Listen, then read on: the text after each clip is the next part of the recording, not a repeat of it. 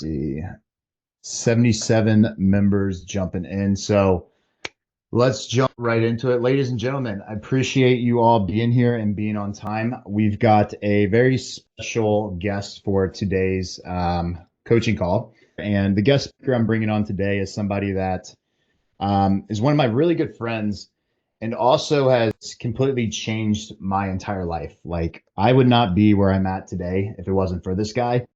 And he's the one that taught me pretty much everything I need to know about actually scaling a business up. And a lot of the things that, I'll be honest, that you guys learn from me, I've learned from him. So, John Whiting is our guest today. He's been an amazing mentor to me, an amazing friend as well. And also, like I said, one of the sole responsibilities for us from going from 18K a month to over 400K a month. And I think a lot of the things that he's going to cover with you guys today are things I've never seen anyone else in the world talk about.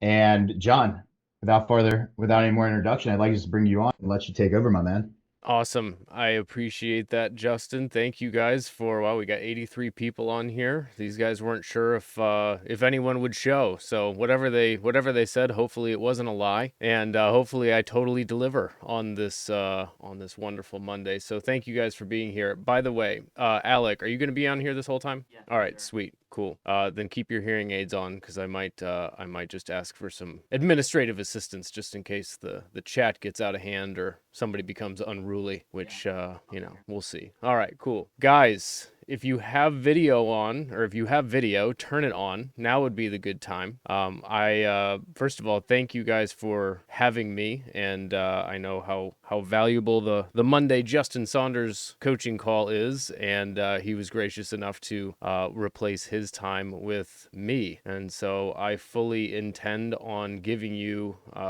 the absolute best that I've got, and I'm gonna do something a little bit different than I've done in quite a while in a format like this. And that is not really having a really stock standard presentation with slides and shit that I'm gonna like talk at you. No, we're not gonna do that today. This is gonna be one of those collaborative things. And so if you guys are good with a collaborative effort, let's start by putting a 1 in the chat. If you guys are good with we lead each other on this wonderful journey that we're going to be taking today. And I just want to let you know and remind you guys that you are incredibly privileged to be in AIA and or Elite if you are, and working with Justin. I've had the opportunity and the privilege to work with over 1,000 online coaches, agencies, guys, people like you over the last 6 or 7 years. I'll share a little bit more about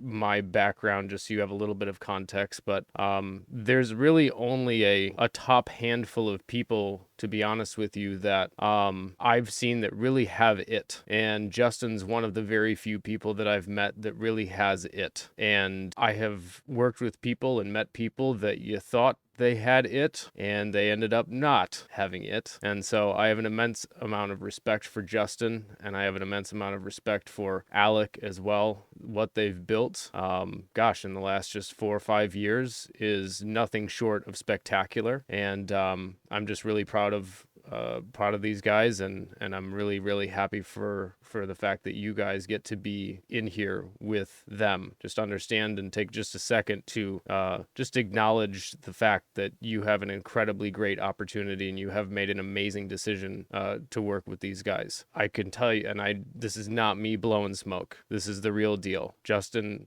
put a 2 in the chat if you guys really feel from Justin and Alec that they really sincerely give a shit about you and your growth. Yeah, that's rare. That's rare. That's so rare. And all of you guys know that. And it's getting rarer. So I just want to give credit where credit is due. That said, turning the attention back over to me, because it's my fucking call now, Justin. All right, I digress. By the way, disclaimer, I swear. Give me a 3 in the chat if you're okay with that, and leave if you're not. All right, cool. Anybody here not have a sense of humor? Okay, excellent. Sorry, Tyler. Hate to see it, but there's always one. All right, excellent. So what I'm going to do, make sure I can share my screen here. Let's see. Actually, first, before I do that, I gave you guys, thank you, by the the way, for the 40 some odd people that filled out that little survey, did anybody put a 4 in the chat if you were able to, if you read or listened to or consumed anything that I gave you access to after filling that out? Just give me a 4 in the chat. Nice, cool. Also, kind of like as we go here, I tend to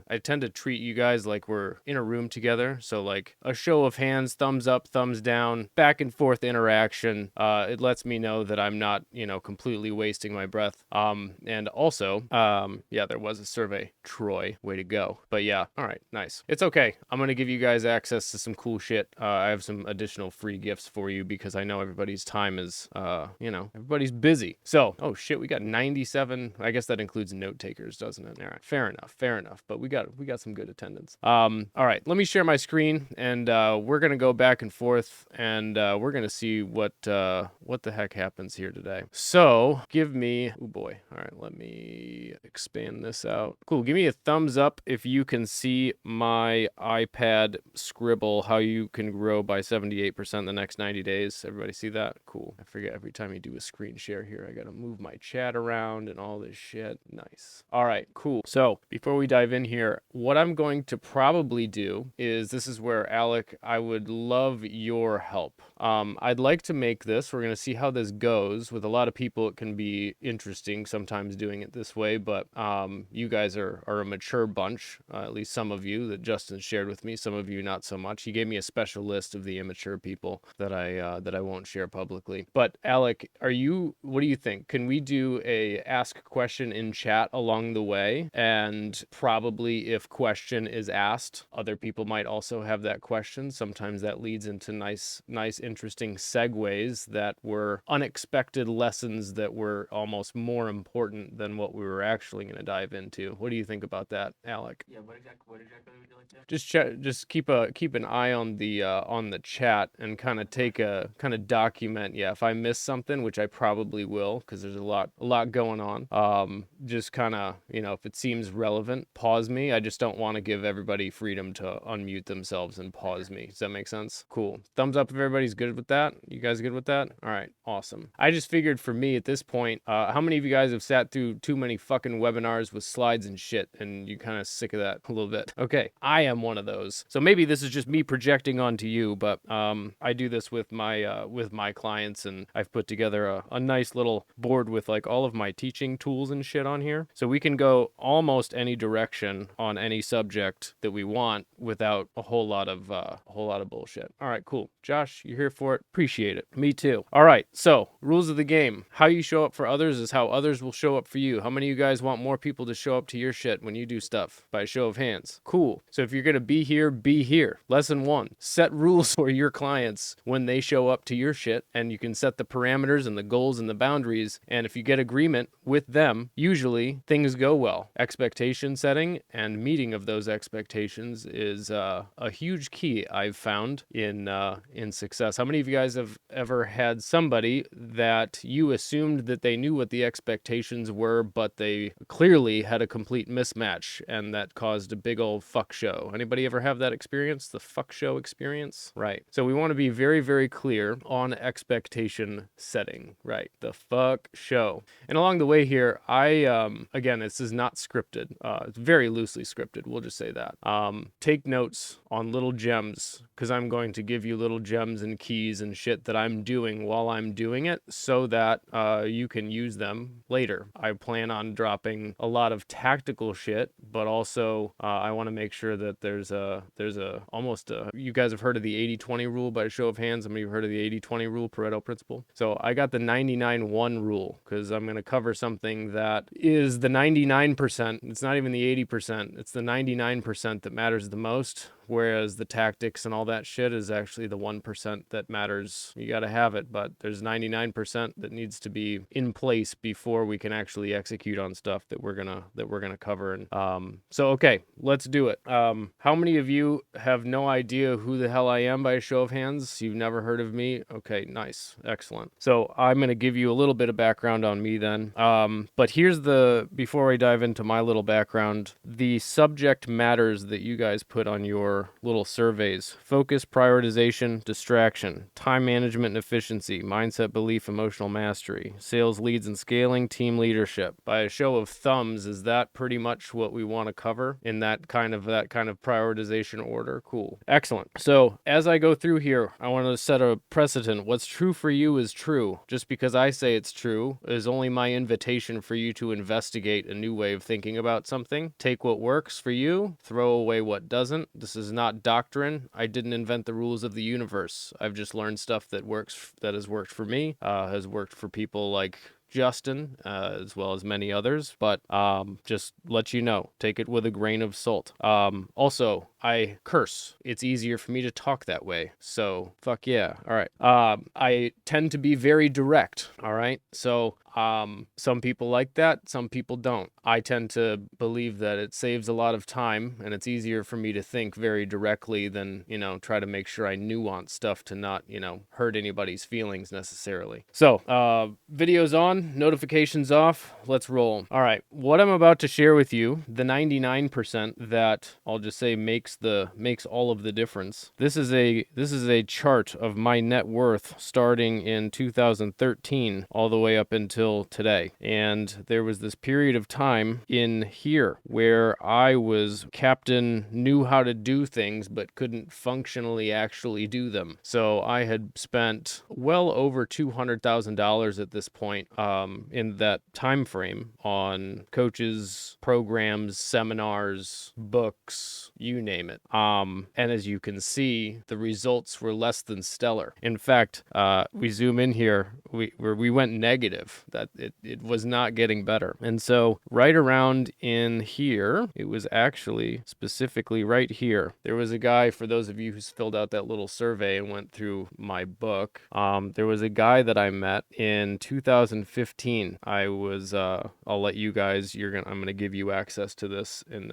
just a second, but I want to give you context. After trying a whole bunch of shit it was really after 2011, 2012, for 4 years, I pretty much sucked at everything, despite working as hard as I possibly could. Not to brag, this is certainly not a brag, but my IQ is way higher than above average. And yet I still basically sucked at getting results in things I was trying to do. Sales, business, everything I was trying to do to make money. It was just not happening. And so I got introduced to a guy who started sharing some things with me that made more sense than anything else that I had ever consumed in that prior 4 or 5 year period. And so I decided that was worth investigating as I followed the bouncing ball, so to speak. He shared this concept with me about clearing your mind.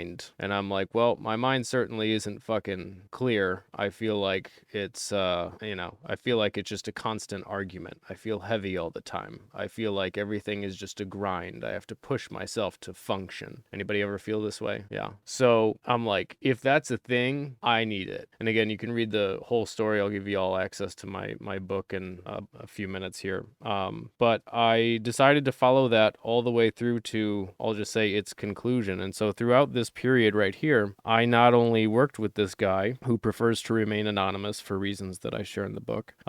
Essentially, we'll just call it getting facilitated, certain processes and methodologies that I was the guy getting facilitated. Then I was like, you know what? I can see where there's a lot of merit to this. And even though the results didn't show it during this little window, and mainly this debt was because I was working with this dude, I started feeling better. I started slowly but surely getting little micro win results. And I'm like, I want to learn, like, why is this, like, I want to learn the anatomy of this. And so pretty much for this period, I started to kind of learn the anatomy of it. And then from there, things started going a little bit better. So for context, this was, I guess, what was this? A screenshot in December of net worth. And so I share that with you not to flex. For some of you, that might be a big number. For some of you, that might be a small number. I don't know. There's people that are way richer than me, but I'm just sharing with you that I went through a process while already having basically the understandings of how to grow a business. My mentor's name was not Scott. that. I knew tactically how to grow a business, but for whatever reason, functionally, it just wasn't happening. So we cleared that up. And between 2018, 2019, I built and sold a multi-7-figure agency. We had 400 clients, ended up selling that, took a bit of a hiatus between here and here. And this is when I packaged up the process that I had learned here and started basically sharing that with people. Justin being one of the first people that I started sharing that with back in 2020. I believe you were like number 22 or something like that in terms of enrollments or something of that nature. And Justin was doing like 18K a month, something like that. And you guys know his story. I don't have to reiterate that. But anyway, I just share that with you to give you some context as to some shit that I might be able to share that might be helpful for you today. That said, before time gets too deep, we get too deep into the bowels of this, I want to give you guys some free shit because you're gonna want to know more down the rabbit hole of stuff. So do me a favor, everybody, right now, just while we're here, while that link is live, I just dropped it in the chat. I'm giving you access to a whole bunch of shit that is basically hyper relevant. That's the best that I've got. Most of it is highly concisely edited workbooks that are all fill in the blanks for everything that I'm going to touch on today. These are all the deep dives that I'm going to give you access to that I normally charge for. So this is what I gave you in the survey was like 5% of what is on that link. So I would highly recommend getting on that. So do me a favor and just drop a 2 in the chat when you've done that, just so I can get a gauge on, I want to make sure everybody's attention is good. Cool. And you should be redirected to like a circle page or something like that.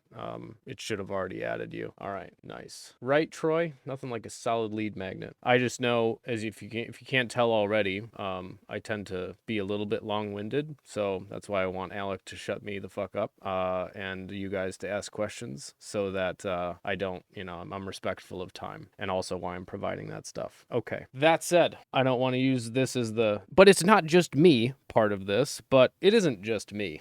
We track our client results, and just by going through the mental work that we do with our private clients, they average a 78% monthly revenue growth with the exact business that they already have. So what I've learned is, how many of you guys pretty much know how to grow a business at this point? You know how tactically to do it. You have some of the best tactical trainings in AIA. So by show of hands, how many of you know tactically what to do, right? It's not that hard. Take a client from point A to point B. Point A is pain point. Point B is pleasure point. You have a process that you follow. You write that up, you SOP it, you get predictable results. That's your one offer. You drive traffic to, in this case, probably a DM, and then they talk to you or a setter that gathers pain points. Those pain points are then used to book a call. Those pain points are then magnified on said call, that then turns into them going, well, how can I work with you to go from point A to point B? And you go, here's how. Here's my offer. Here's how much it is. Then you write up what you did for each of those and you hand it off to a setter, a closer, and then on fulfillment, you hand that off to a CSM. It's exactly what you watch Justin do. It's exactly what you guys know to do. But when it comes to dealing with people, executing on the shit that we already know to do, and all of that stuff on actually executing on that, how many of you guys have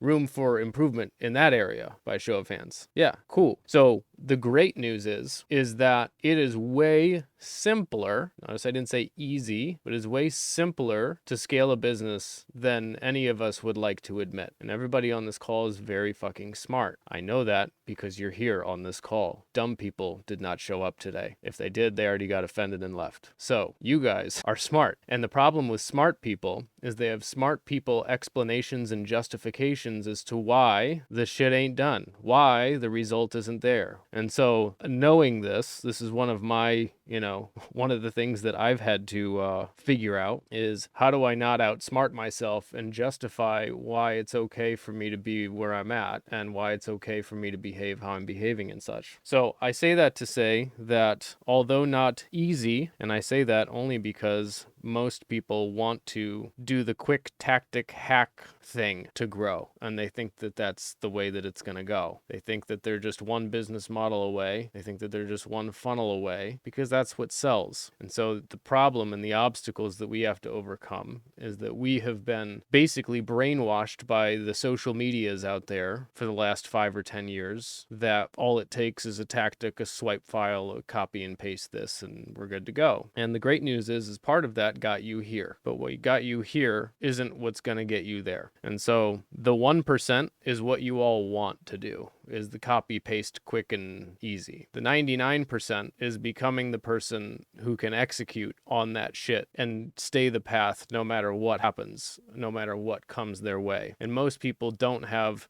regardless of your gender, the balls for that. And so I say that is because leadership requires getting kicked in the metaphorical balls, regardless of what your gender is, okay? And so when this concept was shared with me of the reason my company is called Bulletproof Entrepreneur, it comes from my favorite scene of arguably my favorite movie, The Matrix, at the end where Neo gets shot. He dies. Then he comes back to life and everybody goes, holy shit, he's the one. And so they shoot at him and he stops the bullets and he's like, no. They fall down. He's like, he inspects one. Then he just goes and fucks up the agents, completely calm, cool, collected. They, disperse. He sees the code of the physical universe basically going down the walls and he sees how everything's put together. And I'm like, now that's that shit. How many of you guys would like to operate like Neo? By a show of hands. Yeah, I like that. Me too. And so what's interesting is when we apply some of the stuff that I'm going to share with you, we can tap into that. And so I don't need to flex anymore, but I've worked with some of the biggest names in the industry. You might recognize some of these people, specifically this handsome devil down here in the bottom right. But I've worked with some of the bigger names in the industry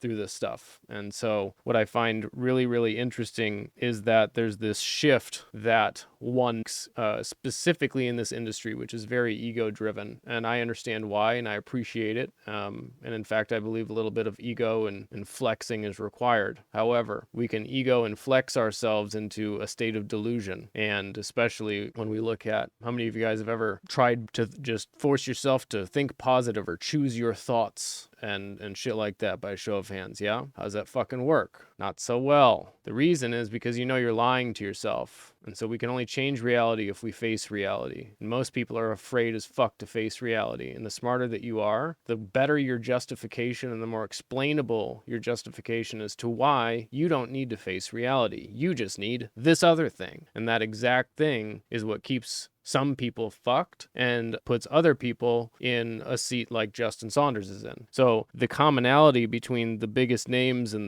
not just in this industry, but in the world is humility, being willing to look at reality and not explaining away why their current way of seeing things is the right way. As the saying goes, you can be right or you can be rich. I'd rather be rich. Thumbs up if you'd rather be rich. Okay. So, was there anything else? Oh yeah.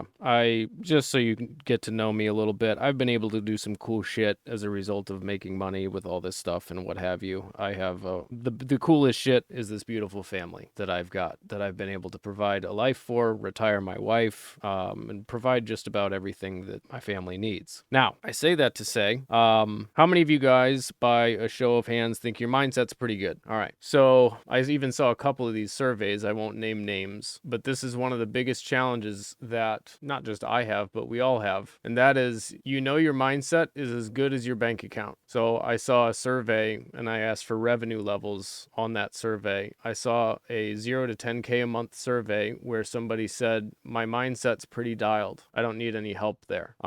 That would be like going to a gym and you weigh 800 pounds and you walk in and you're like, I know for sure I think like a fitness model, right? You're 800 pounds. You're trying to convince the trainer that you think like a fitness model, that your mindset around fitness and health is really good. Guess what? How many of you guys would not believe them? Anybody would believe the fat obese person that walks in that says, I think like a fitness model? Anybody would believe them? Does anybody believe that person? Nobody's going to be silly enough to raise their hand. Exactly. Why wouldn't you believe them in the chat? Why would you not believe that obese person that says my mindset's dialed in? I don't need any work on that. No evidence, because reality says otherwise. Seeing is believing. Results. Right. So Here's how you know if you, for an example, have a 7-figure mindset, is if you have a 7-figure bank account. That's the only way you can know. It's the only way you can know you think like a fitness model is if you look like a fucking fitness model. So what's interesting, and we can dive into it a little bit,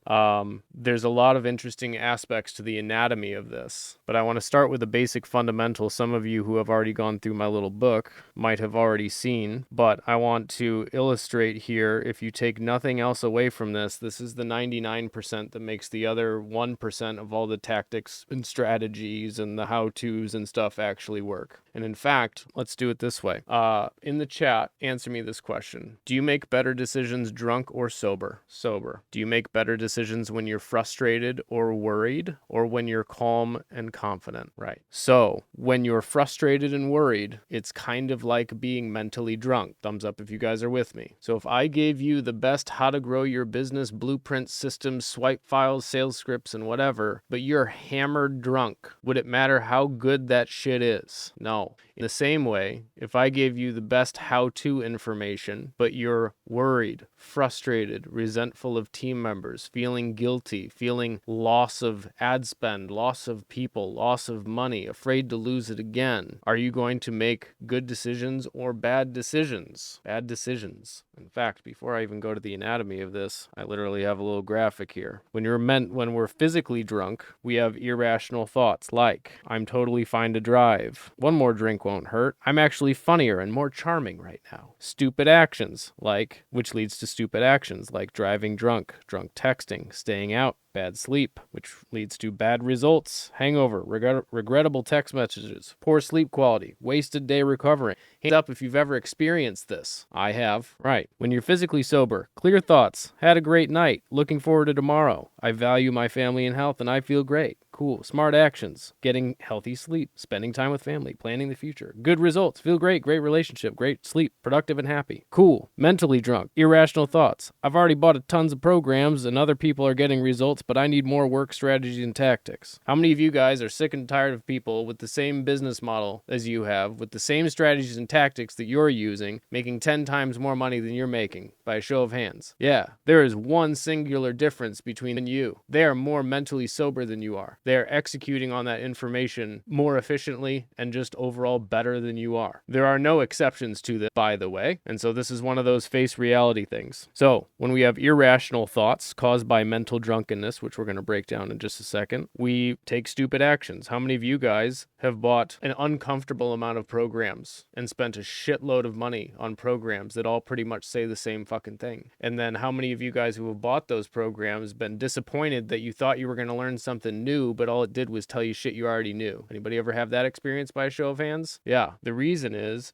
because I already explained to you a few minutes ago how to scale business. Everything works. Every strategy works. Every tactic works. You know that because if there's somebody that has your business model, your target audience, and your expertise in some way, shape, or form, they're making the kind of money that you want to make, it works. That's proof. So the one common denominator that nobody wants to admit, that nobody wants to look at, and rightfully so, I totally understand it, is the person in the mirror. So right now, just take a second and acknowledge the fact that the one deciding factor between you and where you want to go is you. Thumbs up once you've acknowledged that. Me too, by the fucking way, okay? So I am not perfect. Just ask my wife. She can validate that fact. But doing a little better each day. So what we want to do is we want to sober up mentally so we can execute like the savage that we know we are. Now I'll ask this a different way. Hands up by show of hands. How many of you know you have the next level within you? You're just trying to get it out. Right.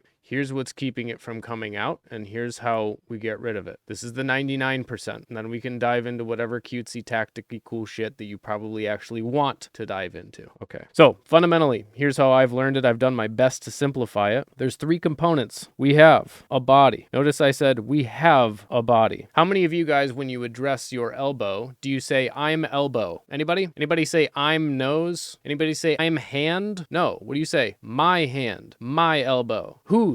Yours. Well, who the fuck are you? You are an infinitely intelligent, conscious being. The part of you that's aware of being aware. The part of you that knows I have a body. The part of you, the conscious awareness that looks at this. This is my hand. You don't say I'm hand. You don't even say I'm brain. You say my brain. The best, and well, maybe not the best, but a really great analogy. Anybody ever see the movie Men in Black? Show of hands. Remember the little guy that's driving around that big dude's head, right? They open up that guy's face and there's that little guy with the big brain in there and he's pulling all the little levers. He's the driver. That guy was a vehicle. So you, in this case, you're the driver. Your body is the vehicle. Thumbs up if we're good on this. Okay, at least just try this on for size, because this is a working model that actually makes all this shit work. So we are the energy. We're the driver. We drive this body. Now, we have this thing, though, called the mind. Now, our mind is a collection of mental image pictures that are basically stored all the way from our birth until present time. So, right now, everybody close your eyes and recall the last meal that you had. By a show of hands, let me know when you've got that image in your mind's eye. Excellent. Just do your best to taste it in your mouth. Feel the silverware in your hands. Feel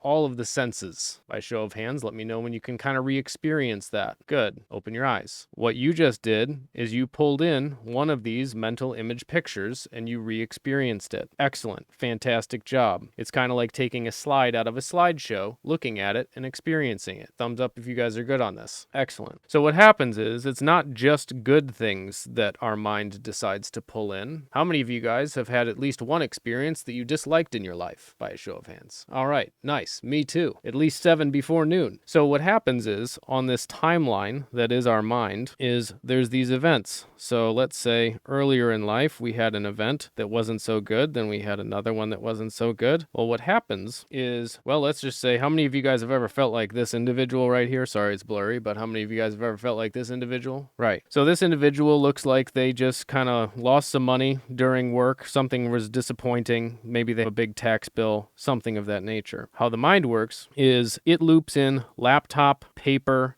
colored shirts, headaches, and whatever else is going on in this environment. If it's a 72-degree room, it loops all of that in and says, you know what, all of this is bad. And so what the mind does then is in present time, if we're looking at a computer and we open up our computer, the mind's going to go and look for all of the things that included computers, 72-degree rooms. If we're wearing a shirt, a collared shirt, a black shirt, it will start to fire off and bring in all of these things on top of us in present time. And it will fire them all off. In other words, looking at it this way, you driving this body, see laptop in present time, it goes, you know what? We're just going to come in here and we're going to create all sorts of these types of feelings. That's what happens. And so now, instead of you looking at objective reality, so, whoops, I didn't want a pencil. There we go. Let's assume this is objective reality. There's a thing in objective reality. That's the reality. Cool. What happens when we put this on? Unconsciously, by the way. It's not like you're deciding, you know what, I'm going to feel like shit about this laptop right now. No. Happens unconsciously. So we see thing in present time, and it actually to us looks like this. But the reality is, it's this. And so what happens if we make decisions based on a thing that is a lie? We make decisions based on untrue situations. If we think the turn is 5 feet away, but really it's 50 feet away, and we're drunk, and we turn right, we end up in the middle of a Dunkin' Donuts lobby instead of on the road. How many of you guys have ever felt that way in your business? I turned when he said to turn, man. Yeah, you did. Unfortunately, you weren't seeing very clearly. And so what we do in our businesses is we think that, you know what, we crashed and burned. Not only does that add another one of these to our memory bank, but what we do is we say, you know what, the best solution is to add another SOP and another tactic and a roadmap to this. And then that compounds, and it compounds, and it compounds, and it compounds. And before we know it, the thing that's running the show is a whole bunch of this. How many of you guys have ever felt like this? Yeah, that's why. And so the solution is not more stuff. The solution is not more instructions. The solution is, why don't we get rid of all of this shit? Oops. Sometimes my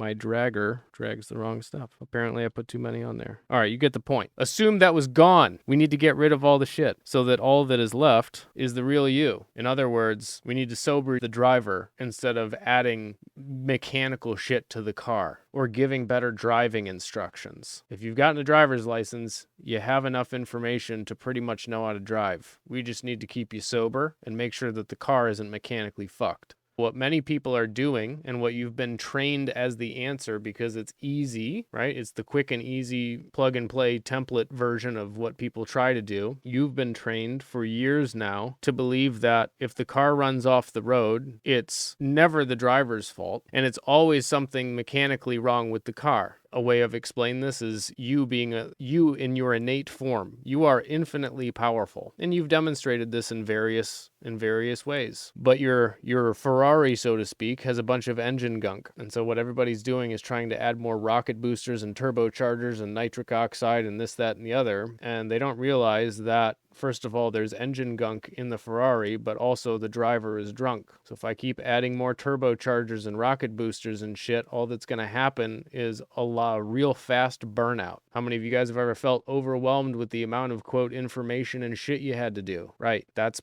why we can't add more how-to information on top of a drunk mind. That's why that no matter what tactics and cute little shit that I show you after this point, you will not be able to execute on it if there is shit there. By the way, every single person who is not where they want to be has shit there. Period. Full stop. I wish, by the way, this wasn't the case. I wish. Like, it's not like I'm like, yeah, let's make this take longer and be more annoying. No. This is actually the shortcut, even though it kind of feels like the long cut. So this is the 99% that makes the 1% of the tactics and stuff actually work. Thumbs up if you guys see this, right? So the good news is I gave you access to some additional tools and stuff. In the past, I've done kind of like a process, but just given everybody's busy schedule, I gave you access to that process in that little coursey poo, so you can kind of see how that goes. But here's the fundamental principle that I want to illustrate as to why and how fundamentally we essentially are able to sober up the mind. Is everything is a perspective, and there are two laws that we need to understand. Is the law of polarity that states that everything is dual, everything has poles, and basically everything has a pair of opposites. So just like hot and cold are two opposites, they're both two opposites of the same subject called temperature. Because the truth is, if compared to nothing, Earth being 130 degrees, how many of you guys, by show of hands, would agree that Earth is 130 degrees if it's hot? It's hot out. If it's 130 degrees on Earth, it'd be a hot fucking day, right? Anybody believe that it's cold? No, cool. By a show of hands, I will remind you, anybody lose their hands during this? No, nice. So everybody still has their hands. By show of hands, how many of you guys agree that 130 degrees, if you walked outside right now is 130 degrees. It's hot. All right. Excellent. Only a few of you lost your hands. Congratulations. We'll do our best to get your hands back. Surface temperature of Venus is 864 degrees Fahrenheit. Earth ain't hot no more. It's 8 times colder. So you can see how everything is relative. The truth is everything has equal and opposites. And so what happens is our mind defaults to only seeing one side of these poles. We lost a client? Bad. Lost money? Bad. Got a client? Good. How many of you guys have ever got a client that ended up being a nightmare? By show of hands. All right. Now you thought that client, when you got it, that was a good thing that happened, wasn't it? Then it turned out to be a bad thing. Turns out getting clients is not good nor bad. It's just a thing. Turns out hot or 130 degrees is not hot nor cold. It's just temperature. The problem is your mind does not default to seeing things that way, which is when we get swings to one side of the other. When I say swings, think of it like a pendulum. We got excited that we got this client, but then they turned out to be a pain in the ass, so we swung all the way to the opposite end. And so the truth is right here in the middle, the objective truth. So when we get super excited, if we're really excited, oh boy, we're making a lot of money, record months, the farther we swing over here, I'll do that here. The farther we swing here, the farther we'll swing back here. How many of you guys have ever felt like you're riding the emotional roller coaster? Yeah, too many volatile ups and downs, getting really upset for the losses, failing to see the other side. So we need to understand that law. And then we need to train our mind to see neutrality instantly so that we don't get too high when we win and we don't get too low when we lose, and we can make decisions based on data, not emotion. How many of you guys track your KPIs and finances and shit? If you don't, you better fucking start. If Justin's drilled that into your skull, it's because I drilled it into his skull. So it becomes a lot easier when you can make objective decisions based on data. That's why Warren Buffett says if you can't manage your emotions, you can't manage money. If you can't manage your emotions, you can't manage shit. You can't have conversations with people. You can't manage people. You can't lead them. They're looking for certainty in a leader. That is not being super excited and motivated all the fucking time. Anybody ever meet somebody that's like way too fucking positive? Yeah, it's uncomfortable. It's because it's not true. It's a lie. If swinging to the left side of this pendulum is like being mentally drunk, swinging to the right side is like being mentally coked up. And so you can, if you're really hammered, you can kind of balance that out by taking a little cocaine. I'd say, has anybody tried that? But, I already spotted all of you who have. Justin's laughing because, I'm just kidding. Justin is a very clean gentleman. So that's one way to sober up. The other way is to eliminate the alcohol and the cocaine altogether. That second one is, I've found, more sustainable. Another way to sober up is try to think positive real hard when you're feeling like shit, which all of you who have tried that know that doesn't fucking work. So we need to eliminate both sides, and we need to retrain our mind to default to that, because you have, let's say you're 35 years old, you have 35 years of conditioning of this roller coaster, one side or the other. There's only, good or bad, really camping out on one side or the other. And that is causing either mentally drunk decisions or mentally coked up decisions. And those decisions only lead to fucking bad results, or undesired results, we'll just say. And when I say undesired results, I mean, look at your bank account, look at your lead flow, look at your client flow, look how you feel. Objectively, if they're where you want them to be, you're probably Gucci, but you wouldn't be on this call if that was the case. So, that said, I want you to understand one additional law here. It's called the law of conservation of energy. It states that energy can neither be created nor destroyed, rather it can only be transformed or transferred from one form to another. And that's the truth with anything. So, when we lose a client, anybody ever lost a client? All right. When you lost that client, it feels, by a show of thumbs, up if it felt great, down if it felt bad. How'd that feel? Down. Bad, right? So how many of you guys then went on to replace that client with better client? Anybody? Yeah. So you wouldn't have been able to bring on better client had you not had previous client go away. And so that's a very simplistic way of saying that there's nothing that's ever lost in terms of value. It only changes form. I have, Justin, I remember a very distinct conversation that we had about loss of ad spend, or wasting money on ad spend. And his business, I forget exactly the jump, but it was a sizable jump. It might have been when you were like at 50K and you were like, man, I just got to crack 100K months, and you were concerned about losing ad spend. I believe within 60 or some odd days, when we got you to start to default to, I'm not losing money on ads if I turn up ad spend and it doesn't work. I'm buying data, which is more valuable, or at least equally as valuable as the actual money itself. And only until we realized that there was no loss that could be possible to happen was that fear gone. Now, that's a very oversimplified way of looking at this, but now it was that simple for him. And that's a very common one. When we clear the fear of, and give you some ideas and some examples, and some, I believe I even included a full process on clearing a fear in that little giveaway I gave you. When we clear the fear of loss, when we clear the fears of going broke, when we clear the fears of, disappointing people, when we clear the fears of the backlash of firing people, I will tell you that it's not only liberating, but you start to see that there's nothing that can ever be lost. It only changes form. If you lose your entire business, you have nothing but time, and you have all the knowledge that you gained. And that's why you go to from failure to failure. You can't help but get better as long as you recognize and are able to see objectively, not caught in a mental drunken stupor of, oh, I lost this, I suck now, and that becomes the mental drunken state that you sit in. As long as you're able to see it objectively, you bounce back quicker and 10 times faster. The problem is our minds don't default to that. Thumbs up if this is making sense. I'm kind of giving you a lot of answers here in terms of, some things that I used to kind of guide people on for probably a little bit too long, but just want to get this point across. Now, here's the bitch of this whole fucking thing. Just because we eliminate the fear of, let's say, losing money on ads, well, that's also tied to a resentment of whoever it is that taught you ads that sucked.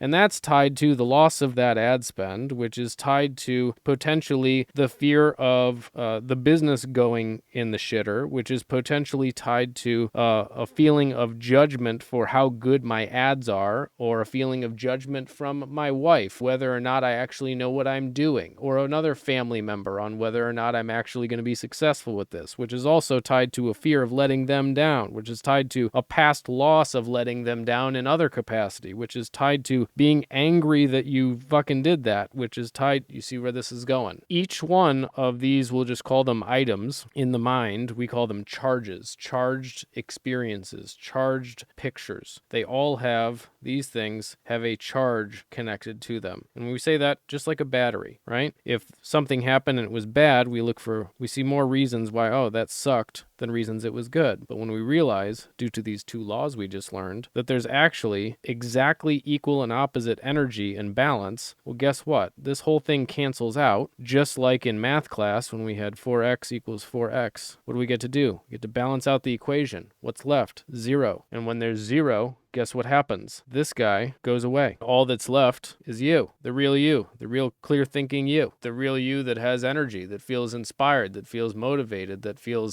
you are energy, by the way. There's no such thing as a lack of energy. You're it. The only thing that happens that gets you thinking you're not it is these charged mental image pictures that come in and convince you that you're not. And that's a lie. But we believe it. How many of you guys have ever believed a lie when you were drunk? You thought she was hotter than she was. Yeah, that's what happens. We think different things when we drunky. Okay, so how do we untangle this whole thing? And this is just one example, by the way. So what we do is we take this whole inventory, we call it the charge inventory of shit, fear of failing as an example, and we customize this. We have a process that we take through. This is what I've done with Justin now a couple different times. In fact, when we 4 years ago, we did this originally, that served him quite well. Earlier this year, actually a month or so ago, we were having a conversation. He's like, yeah, I'm dealing with X, Y, and Z. And I'm like, well, I feel like I've done that. And I'm like, interesting. Let's relook at this again. Justin, don't know if you have a second to speak on that, but that was an interesting realization for you, as I recall. Yeah, we had some things in the company that we hired out, and there was some resentment, frustration, and things like that. That sometimes I feel like when you get so far into it, so far into the weeds, you get so deep that you can't even see it. And that's why, John, obviously back out to you, because sometimes it's just seeing the overall picture of it. Understood? Yeah. So the point here is, and this is still work that I do regularly to keep myself not swinging back and forth and making sure that I'm making objective decisions. But what we do with our clients is we take a whole inventory of all the shit: imposter syndrome, guilt that I'm not doing my best, resentment on my team, angry that I'm not further along, all this shit. And this is just a very small list. Usually we uncover anywhere from 150 to 300 items. And so what we do is we have a process and we have specific tools for each one of these that specifically rewires that thought process. And we do this regularly so as to effectively train the mind to default to not get quote unquote triggered. So when something happens in present environment, it doesn't cause this mental drunkenness to take over. How many of you guys have ever gotten triggered, be honest? Made an emotional reactive decision? How'd that fucking go? Not so hot. So this is one of those, yeah, we sober up, but then we got to stay sober so that, and then you get to a level, what Justin's doing is preemptively handling the future things that could happen so that if and when they did happen, he's already ready for it. And so and we have a whole dashboard where it basically tracks progress, and we've made it quantifiable. I say that to say, why is this important today? Why I believe it's important today is because how many of you guys are at least a little bit concerned about what's going to happen with AI and how that relates to your business and your income and your family's future, by a show of hands? Yeah. Thank you for being honest. Me fucking too. And so I believe those who are going to win from here on out, it's no longer the knowledge economy. Knowledge is commoditized. All the how-to stuff is commoditized. You have YouTube, you have ChatGPT, and you have everything that you have in Justin's curriculum and everything. But that's all commoditized now. Wisdom. This is the wisdom economy. And my favorite definition of wisdom is the speed at which you can see both sides of an event and neutralize and transcend it. In other words, knowledge is knowing a tomato is a fruit, and wisdom is knowing not to use it in a fruit salad. And so the people who are going to win are going to be those who have their mental shit together and are able to make calm, rational, objective decisions, especially as the world speeds up. It's going to speed up, and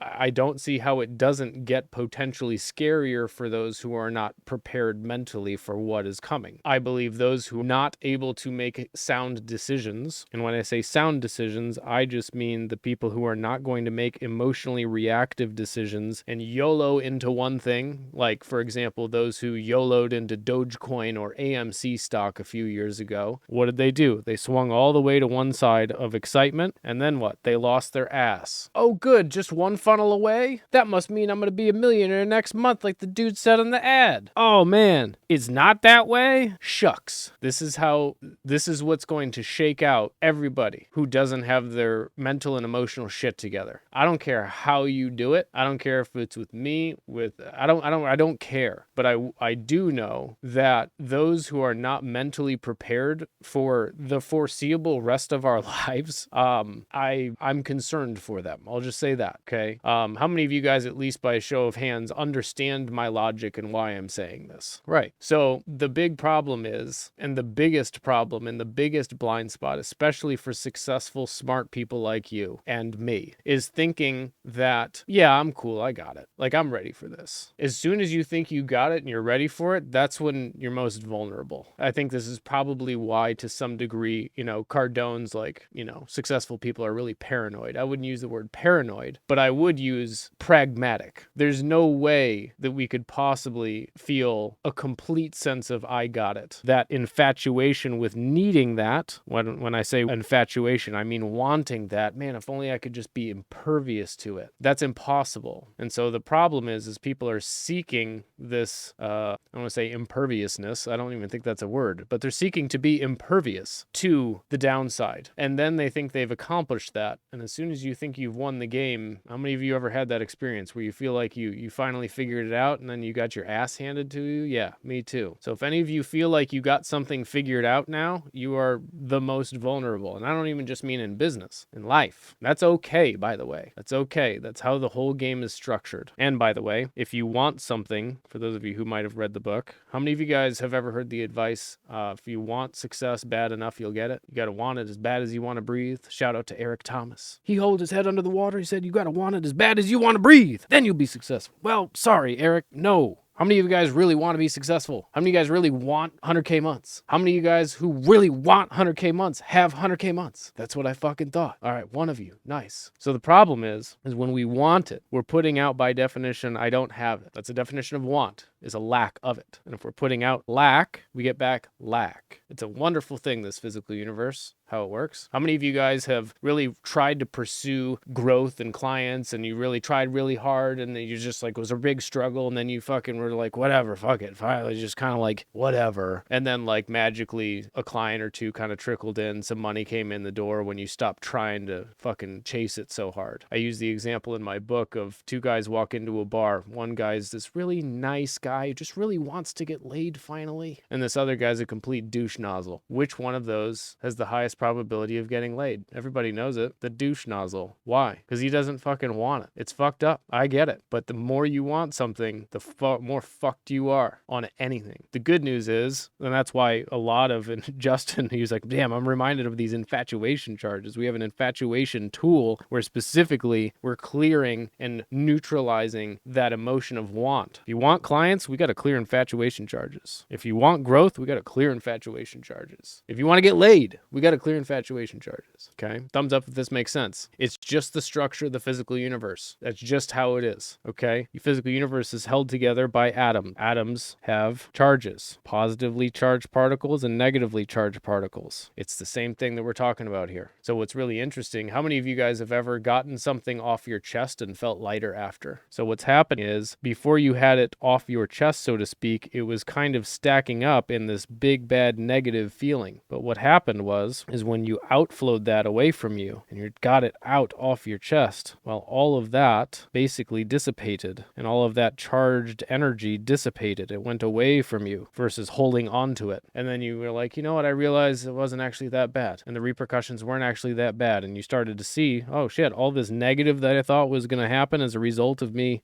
this thing, it actually had equal positives. That wasn't even that big of a deal. Anybody ever had a realization of this sort? Yeah, cool. The reason that you feel lighter is because these particles actually have a physical mass to them. It's measurable, and it's electricity. That's all it is. So when you study electricity and you study circuits, that's all it is. We live in an energetic physical universe. Solids, liquids, and gases all have particles, atoms that have charged particles of positives and negatives, and it's all balanced. We, in the game that we create to experience interest and randomity, we create an imbalance so as to have an interesting experience. In other words, we create a game, and a game requires goals, obstacles, boundaries, and rules. How many of you guys really love to watch blowout games? The whole game. You got to watch a team get annihilated, let's say in basketball, by 120 points. No? None of you? How many of you guys like to watch tight games where it comes down to the last shot? Right. This is what we do. We play games, and we play games by creating, as soon as we create a goal, we have to, what? Create a defense. We have to create obstacles. We have to create boundaries. We have to create rules in order for that game to be interesting to us. If you won the lottery every single day for the rest of your life, it sounds cool until you realize that there's no challenge anymore. And the way to ruin somebody is to give them no challenge. There's no growth. There's a ton of drawbacks to winning the lottery every single day. There's nothing to overcome anymore. There's no growth. And as beings, we want to grow and we want to expand. And when there's no opportunity to do so, the only thing left to do is contract. And that's why you have people who reach the epitome of success and they kill themselves because they've won the game that they initially set out to play. And instead of creating a new, bigger game, they played they contracted and started playing a smaller game and a smaller game and a smaller game. But here's the thing. We're always playing games. Always. By definition. The physical universe is a game. By definition. That's all it is. So just understand the construct with which you're living in and how to navigate it is simply a matter of perspective. And this mind of yours has a default perspective of severe imbalance so as to make the game interesting. That's why you're drawn to dramatic. Anybody ever get sucked into a binge watching a Netflix series? Yeah, same, right? Well, we create that same experience when we procrastinate to the last minute. We want to see if we can do it. Creates that drama. That's all it is. And there's a masterclass on how to beat procrastination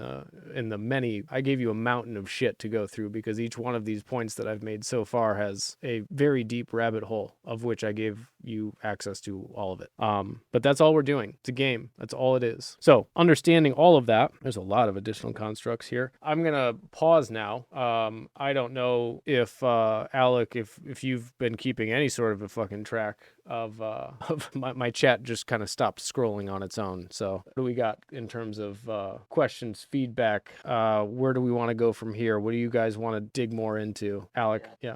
I kind of got, there's a few questions that are similar, but when we were talking about earlier of like if you have a 7-figure mindset, but you're paying not 7 figures, you don't have a 7-figure mindset. And I think a lot of people kind of maybe struggle with that, the dichotomy or the duality of like understanding, okay, when you're starting out and you want to have you want to have that 7-figure mindset, like what's the difference between when you're just getting started and like it's not possible to have a 7-figure bank account because you literally just launched the program a month ago, 2 months ago, whatever. And like, how do you kind of manage that understanding? Yeah, so the number one is those who are at 7, 8, 9 figures, billionaires, they make decisions based on objective data, first and foremost. The problem is when you first get started, you have an infatuation with, get rich quick. And so then you realize that you can't get rich quick, then you get all disappointed. And so the faster that you can start to see things from an objective reality, and the more when you track your data, now you can make decisions based on objective reality and get there much faster. And so for example, physical universe is this 3D plane. The way that we get to somewhere is not by wanting it, it's by reverse engineering it, just like everybody. And when you navigate with your GPS, we have to first decide, okay, I want to go to point B here. It has to be hyper specific. Now, what most people do is they say, I want to go someplace nice. And this is vague, better than here type of a goal. How many of you guys have ever plugged into your GPS someplace nice? No. What will it do if you type that in? It will start to suggest nice places all the way down until it gets to a specific address or a specific like latitude, longitude coordinate. Why? Is because that's how you navigate from point A to point B in the physical universe. Now, why do we not get clear on where we want to go? Well, because we have fears of whether we'll not be able to accomplish that or not. We have past losses of setting specific goals and not achieving them, so we decide that we can't get specific. And to be clear, not all of this is conscious, okay? Not all of this is conscious. So what we need to do is very clearly establish point B, and we need to establish the reality of point B. And so most of you guys, myself included, started on this. Oh,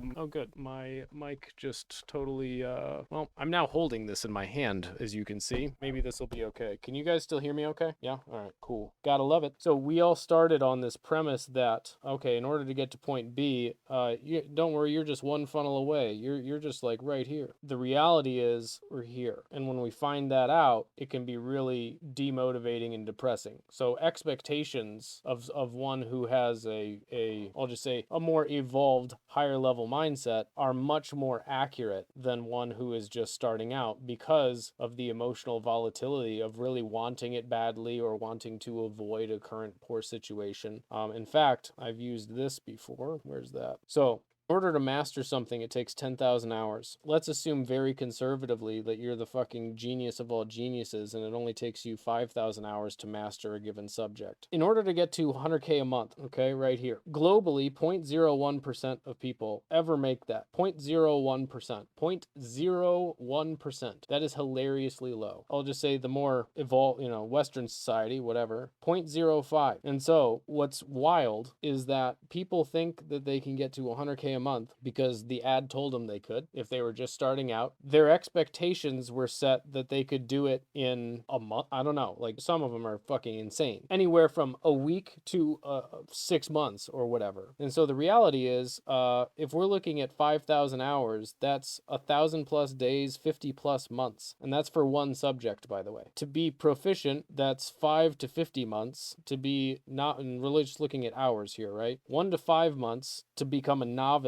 at something. And if you're like, that's like if you're consistently actually spending, this many, hours per day, or excuse me, this many total hours, which I believe I have down here. Yeah, look at this, hours per day, assuming 8 real hours per day, which we all know most people aren't spending. So the reality is, in order to actually become a master of something and get to a level of mastery that is in the 0.05 or 0.01% of the human fucking population, assuming 8 real hours a day, we're looking at 12 plus years. I started this journey in sales and shit after I basically threw in the towel of my golf pursuit. I played golf in college, dropped out to turn pro, survived for 2 years. Entrepreneurship is way easier than professional golf, by the way, just statistically speaking, by a long shot. I digress. I've been at this for 13 years. There's all of these areas that require mastery, or at least some level of, mastery. So the reality is, you listen to any success story, right? They're like, oh, I've been at this for a decade, 5 years, whatever. It took me this long.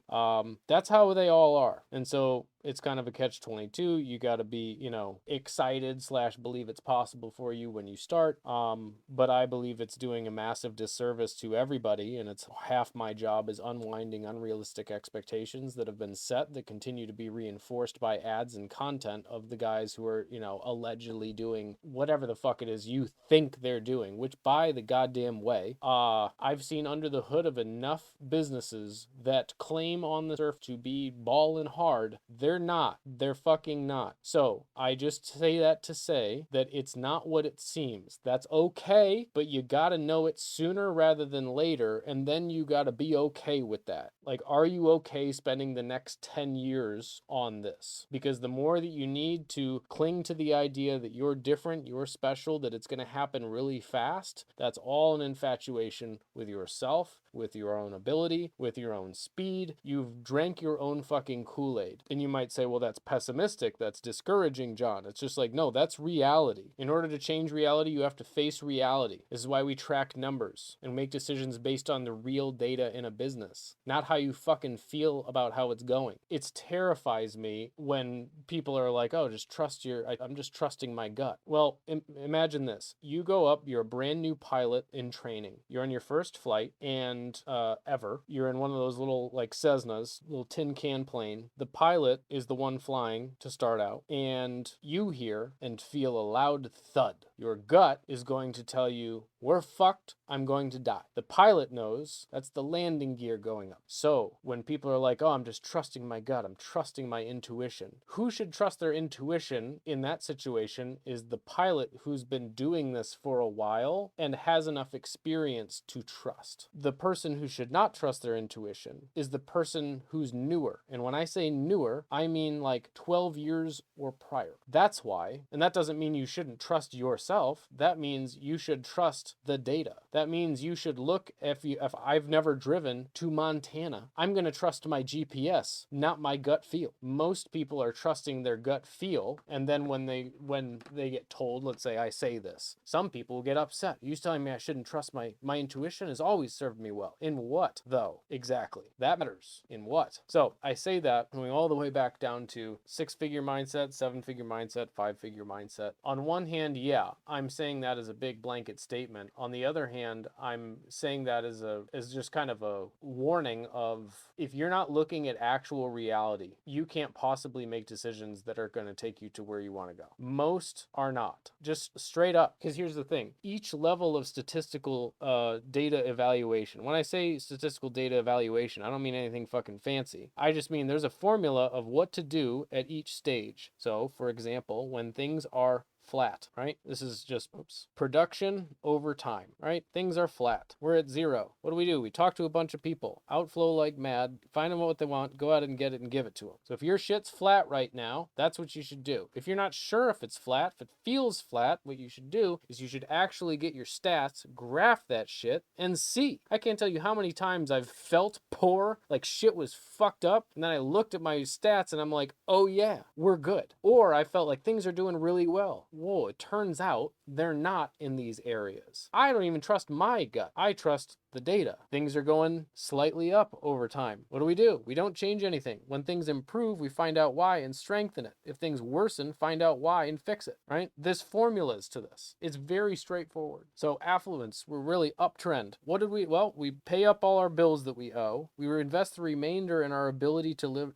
deliver our shit. We discover why the fuck did they go up, document it, and go, let's do that shit again. That is our success formula. If things go down slightly, we go, what do? Well, we promote, we cut any unnecessary expenses, we prepare to deliver, and we do the things that we know we should be doing. So if things have gone down for you, not do you feel like they've gone down, have they actually gone down? If your lead flow is down, what do? Well, was there a time when it was up? Did we document what we did when it was up? Let's do that. The only reason that you wouldn't do that, though, is because you're overconfident in your ability to feel your way forward. You're secretly afraid of actually making a poor decision because you know when you look at the real numbers, they're going to be fucked and you don't want to. Anybody ever go to look at their bank account and feel like, I don't want to fucking look? Yeah, that's a problem. You can't know where you are if you don't look. It's like, I know I'm headed in the wrong direction on my way to Montana, but I refuse to look at my GPS because it's terrifying and I just don't want to see how far off I am. So I'm just going to keep on driving. Now, you want to talk about leadership and sales. Who's going to follow that fucker's lead? Would you? Would you want to follow that person's lead? Get on their boat? No. So if people aren't wanting to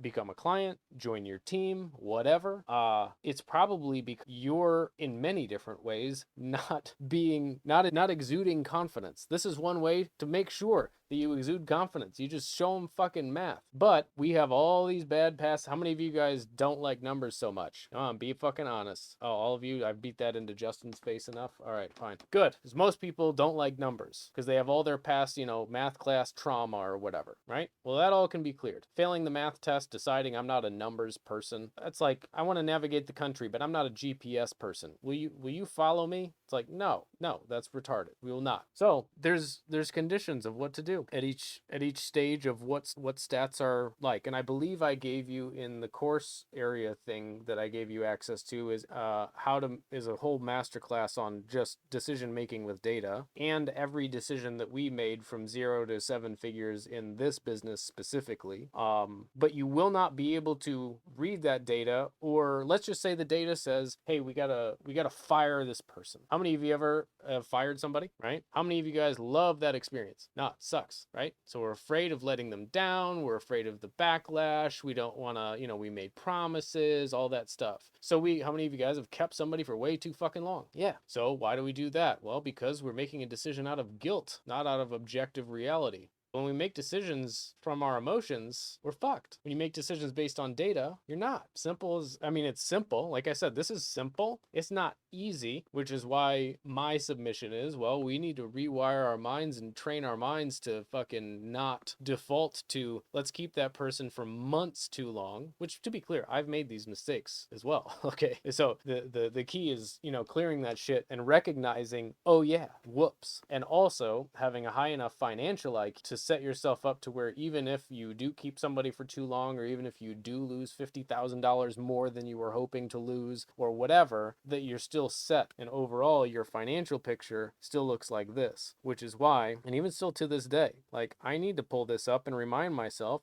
oh yeah, things are good. I should feel good. I should feel okay. This is a good thing, right? But, in this little area right here, things didn't feel so good. But when you apply the right conditions and you apply the right formula, guess what? You can recover that condition and you can make it go like this on that next time period, and then up to here like this on the next time period. But what most people do is they get all the way up to here, think they've got all figured out, then they stop doing what got them there, violating one of those formulas. They start making emotionally impulsive purchasing decisions. One guy specifically, so many specifically, but there was one a couple years ago, had a record month to hit like 150. He started with me at like doing like 50 grand a month, got to 150 within like 60 days. Instead of following what we were kind of discussing here, he went and bought, I don't know, a Rolex, went to Greece, took his friends, rented a yacht, and then came back and said, dude, I don't know what happened. I don't know where my money's gone, basically. And I'm just like, you are a fucking idiot. Like, that's about all I could say at that point.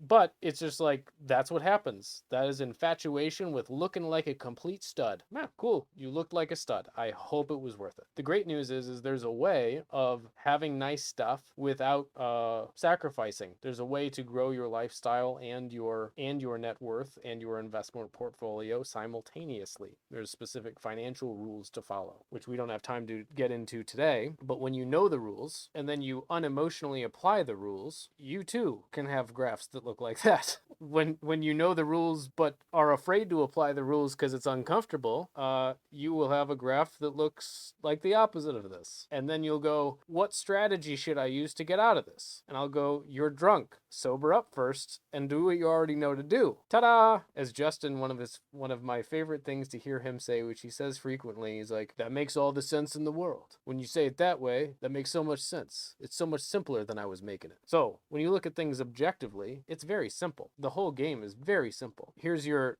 scaling game plan. A bumper sticker. You have stuff, disorganized skills and stuff that you know, and people with a problem that your skills can solve. All of you have an offer that is an organized, repeatable process that has phase 1, phase 2, phase 3, that ends up with them giving you money, happier, richer you, and happy people with a solved problem, and you charge somewhere around this for it. And then all you do is you get more people into that process with your content, in this case probably DM shit, right? You get them interested, you have a conversation, you book a call, you close them, then then you deliver, and then you plug in these people into each one of these phases. And this is the order of hiring, by the way. I gave you a whole class on this as well.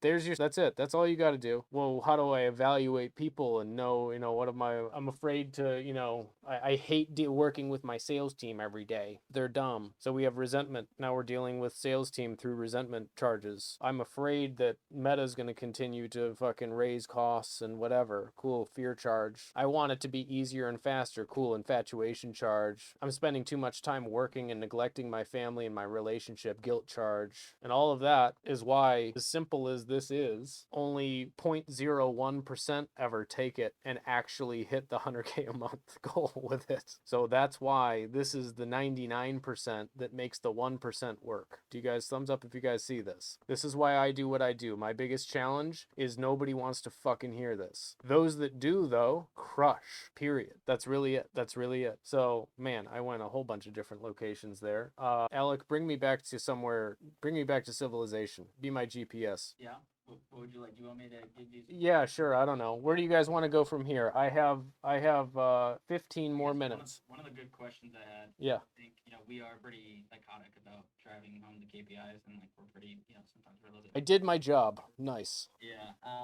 Which to be fair, when I failed my business, I was avoiding tracking the numbers because I didn't like what they said, so I stopped tracking them anymore. I've heard that before. But what I guess one of the questions here that I put is like, why is or how are tracking numbers so important? I mean, beyond what I just covered? Yeah, I mean, like typically when it comes to like how people make decisions on like growth, like what they might be avoiding, looking at their numbers, what they might look at. I mean, I guess I'm not, maybe let's clarify the question a little bit, because I feel my first response is I feel like I just answered that question, but maybe I didn't, and maybe you're asking a different question and I'm unclear. Maybe ask it a different way, or did somebody ask that in a way? Somebody asked the question and I was trying to bring it back up, but okay. I did get a few questions about how changing associations and perceptions tied to environment experiences and past action. Yeah, the only way that I know to do it is what we take our clients through. It's like, David's quote, how do we recognize or catch ourselves if we're mentally drunk? I mean, the reality is, there's this, and you guys have a little class on this, there's this scale of emotion in the mind. So if you're going to, and I'll do this with clients a lot, they'll say thing, and I'll be like, cool, where on this scale is that thought coming from, right? And usually it's like, somewhere in this red area, which is, this is the mind, this is the real you. And when we talk about, being quote unquote bulletproof, this is just kind of to scale. If this was like an energy dial, and this is like 40, right? All the way down here, super low energy, depressed, dead, apathetic, you name it. So the question is like, well, where is that thought coming from? Now, to be clear, nearly impossible to do objectively while you're in it, just like it's nearly impossible while you're drunk to talk yourself into being sober. I don't know. I remember there was one cab ride I'll never forget. I felt like I was gonna die. Anybody ever got so drunk that you're just like, this could be the one that like really changes everything for me or kills me? I don't know. Anybody ever? Okay, maybe. All right, a couple of us. Nice. There was this cab ride, I recall. It was two options. Either like sleep on the street / beach. This was in California. I lived in LA for 3 years. Not recommended. It was either sleep on the beach, and God knows what that would bring, or get a, this was before Uber, by the way. This was in like 2014. I figured out how to get a cab, but it was one of those where I was talking to myself while the cab was on its way, allegedly, which I couldn't know because it wasn't Uber. I was just sitting there at like 3 a.m. going, don't die, don't die, don't die, don't die. And I was pretty much like that same type of a conversation. Somehow I made it all the way back to my wonderful apartment at that time. But that did not make me soberer or feel better. So it's like one of those where it's better to not get drunk in the first place. So, which is why it's like nobody wants to do preventative anything, but those who really crush do preventative everything. They make it impossible to fail. So I'm already mentally prepared for like every apocalyptic scenario, you could possibly imagine. Like, I'm just not afraid of it happening. Instead of what most people are doing is crossing their fingers and hoping and trying to just kind of turn a blind eye. So how do you catch yourself? I mean, if you're able, ask yourself, where are those thoughts or feelings coming from? Probably somewhere down here. The one problem that's going to happen while you're identifying this or attempting to is you're going to have a thought out of fear, and then because you're smart as fuck, you're going to justify as to why, no, that's like real, genuine, authentic enthusiasm. Like, this is good. We're going in the right direction. And you'll start to try to convince yourself that you're, it's not a fear thought. It's not a fear activity. And you'll buy it. That's pretty much what happens. And so, part of, that's why I exist and I work with guys like Justin is he'll be like, hey, can you validate this one for me? And, many times, like, I should make this decision, right? It's like, well, I don't know. Let's look at, first of all, what does the data say? Second of all, if we're being honest, where's that really coming from? And I am like, I'm probably the most favorite and least favorite guy of my clients, because when they finally, and Justin is one of the few that really like is not afraid to look at objective reality and really go, I know, fuck. But once you have that moment, now you can actually do something about it. Most people do not want to get to that moment because the number one fear of all humans is being wrong. That's why anybody ever been in an argument with somebody who just like was defending an argument, or maybe you defended your own argument when you knew you were wrong, but just to dig in your heels to make sure that you let the other person know that they were wrong? Anybody? I'm the only one who's ever done this? Yeah. How about every fucking argument ever? So we all know that that's the truth. The mind wants to desperately hold itself in front of our view. That's all it wants to do, is hold itself there. It does not want to, and the reason why people resist doing this type of shit is because the mind does not want to essentially be gotten rid of. It wants to keep you trapped. Assume this little scale down here that we were looking at. Assume all of these are like little anchors, and you're this big, wonderful energy balloon. All of these anchors are holding you down here, and innately you know it, which is why it's like, in the Justin example, or any fucking example, it doesn't even have to be him, when there's finally that moment of, oh yeah, I know, fuck, you're right. It's not I'm right, it's just that's the objective reality, and you knew it this whole time. You're finally just able to, say that you saw it. That's always the experience. So the faster that we can get there, and more in my submission, let's avoid that altogether and make it to where there are no triggers. Life is better when you don't get triggered so much. You make naturally better decisions, and you're not afraid to look at reality. It's just most people, if you look at simultaneously, there's this scale. There's an awareness scale along with the emotional tone scale, and most people are living here in delusion, in actuality. They're saying things are great, don't need to change anything, I've got this covered. Meanwhile, their results aren't nearly where they want them, and it's really a rationalization of justifying their fears. And so what do we got to do? Well, this is where, by the way, how many of you guys have ever had a prospect come to a call and they were not willing to look at reality? You had a tough time getting them to face the pain. Well, that's why this up here is the buying line. We have to get them to be, well, what happens if nothing changes? Well, it's going to get worse because of these reasons. Got it. Why do you need to do that now?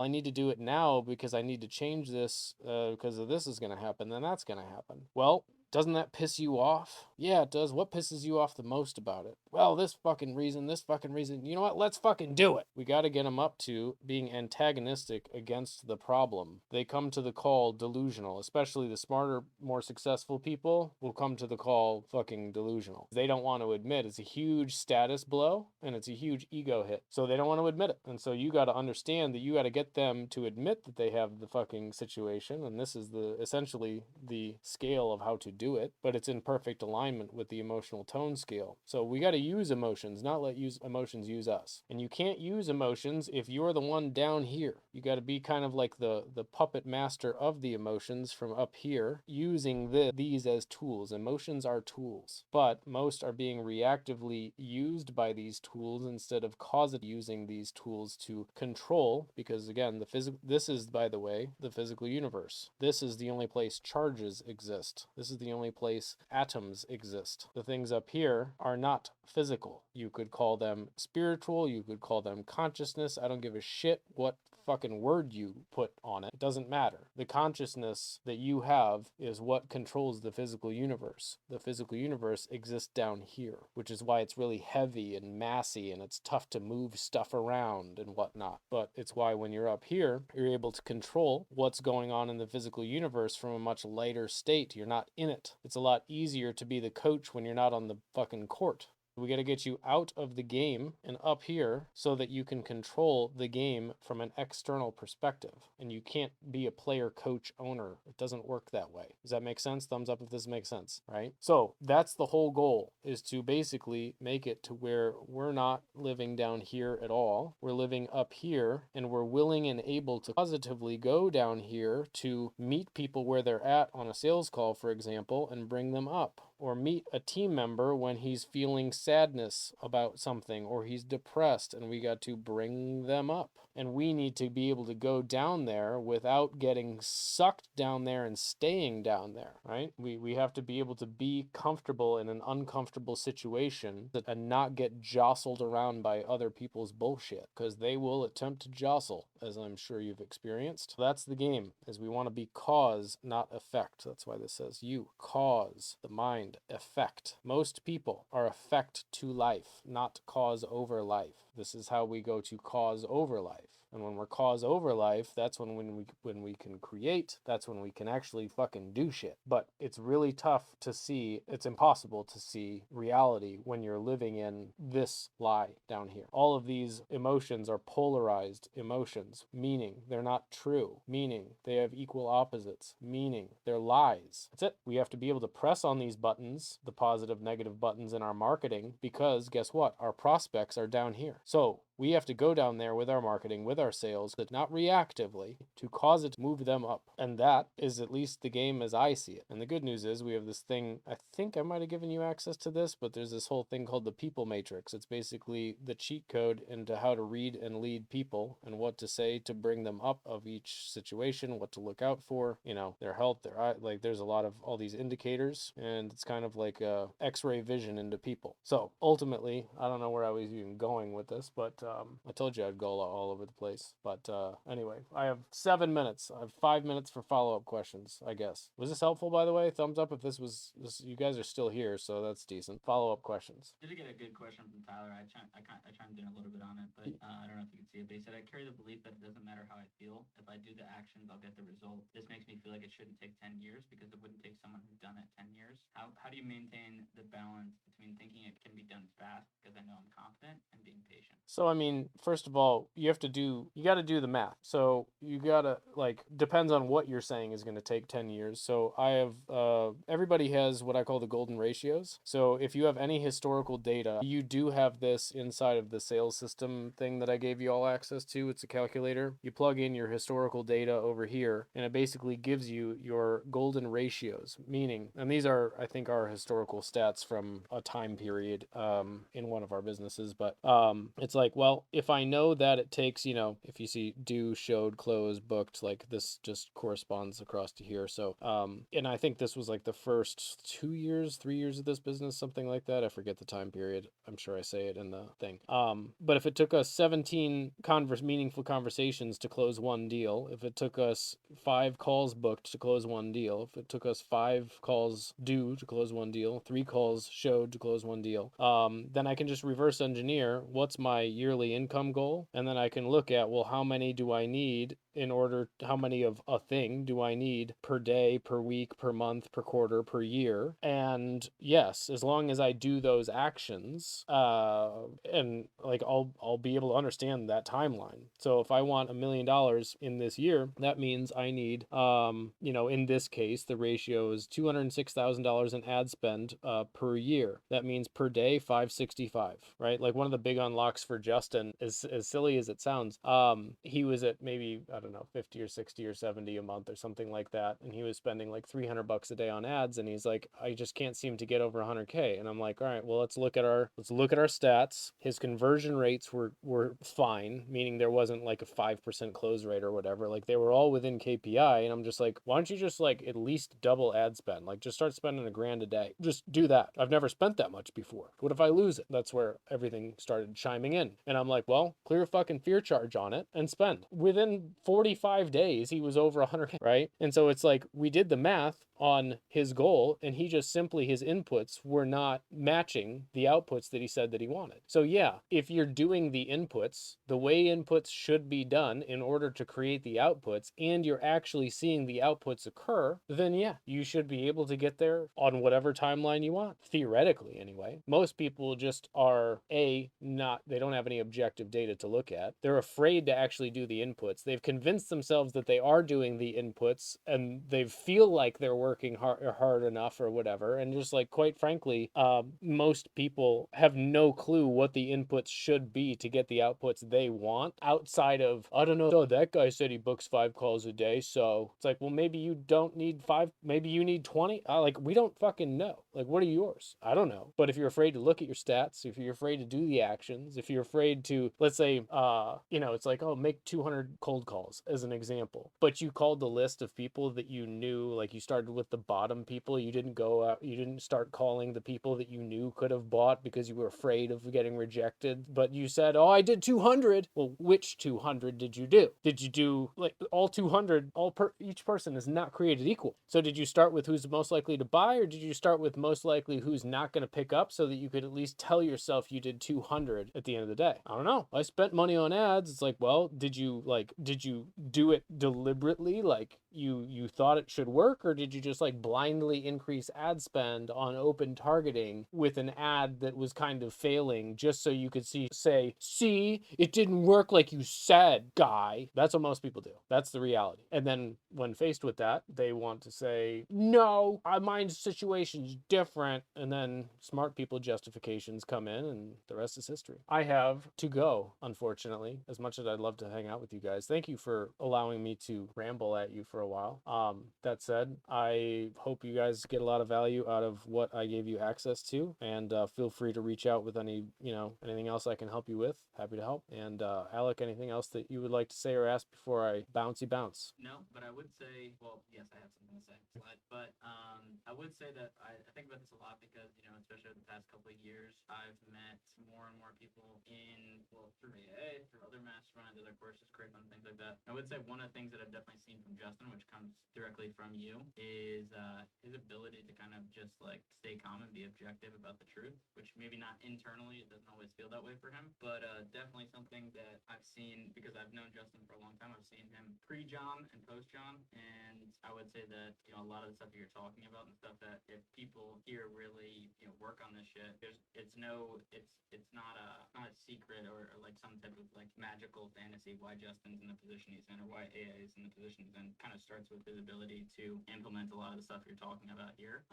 Yep. Which I think is a huge kind of testament to you and everything that you're sharing here. Agreed. Well said, sir. Thank you for the time. I gotta bounce. Appreciate you guys. Chat to you soon.